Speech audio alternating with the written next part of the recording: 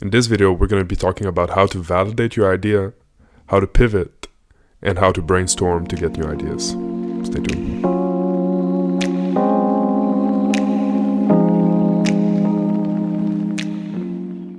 Alright guys, so validating your idea. So right here we're using a platform called Miro.com, which I would recommend to use. It is like a whiteboard in your computer that you're going to be able to access with all your team members. And so as you can see, there's been a lot of action on our board to figure out the right direction to go. And now you're going to want to put your business plans in there. We've been over that. So in this board, you're going to be working on everything to define your product. The business plan is going to be there. The game plan is going to be there. And this is where you're going to do most of your brainstorming with the team to figure out new channels, new value proposition, or simply new features. This is also where you're going to put the bigger vision of your product, right? So even though you're going to be trying to execute only a small prototype in the beginning, you still want on your board to have the bigger vision of where do you want the end game to be for your product. You're going to want to put some concept arts in there. You're going to want to put your marketing brainstorm in there, defining your brand image, your brand personality, and all these things.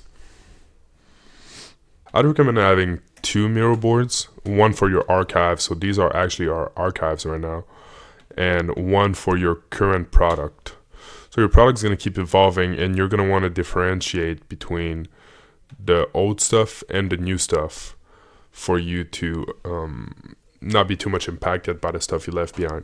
Now, how do you validate your idea? The best way to validate your idea is going to be to talk about it with a lot of people. It's not reasonable for you to execute every idea you have to know if it's validated.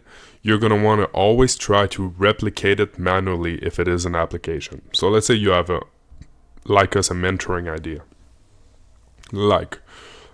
At some point, we oriented our video chat towards mentoring, which is what you can see here, right? So this was our idea of what we wanted to do with the product. This is just a little UI we created where you could get mentored or mentor others and earn cryptocurrencies and rank up.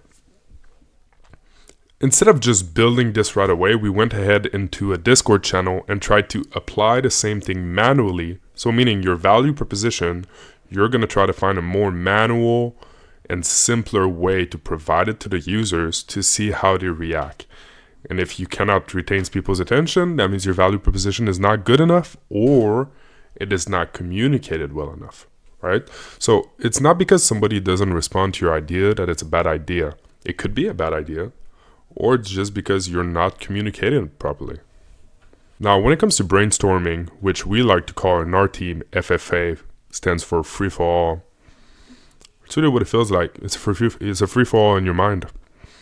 There's no way to do it. You're really just gonna try to throw ideas out there. You can obviously do little sticker notes like this. Try to find ideas with your team.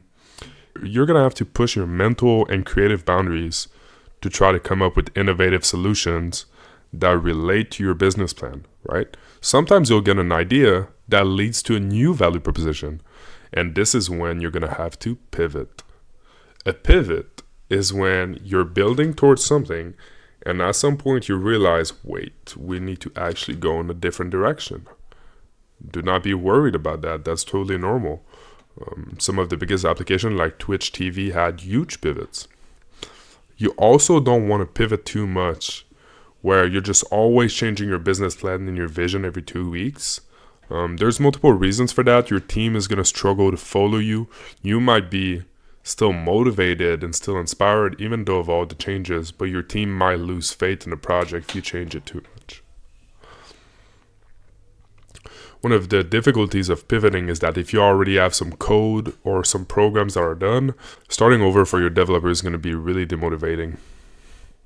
And it is a very painful process. It's a very difficult process to let go of an idea or to go towards a more realistic path, but it is what is needed for you to win. Talking about winning, I got a little surprise for you guys today. I want to show you guys my favorite books when it comes to business. I got 1, 2, 3, 4, 5 books. 2 are kind of paired together, so let's just say 4. And I know there's a lot of people on YouTube talking about books, okay? But I really feel like this top 4 here is going to do you a lot of good. So I'm pretty excited to show it to you. First off, it comes as a pair, these 2 books, Winning and Only the Paranoid Survive. These 2 books are from 2 really good, I think they're CEOs. So Only the Paranoid Survive is the CEO of Intel, and Winning is the CEO of General Motors. And these 2 biographies offer a lot of juice. Now, my second book, and you might already be aware of this one, this is a personal favorite of mine, Steve Jobs' biography. Man, what a book. I read this when I was 17, and I was sold on the idea of having my business. Just an incredible story. I read it at least 3-4 times.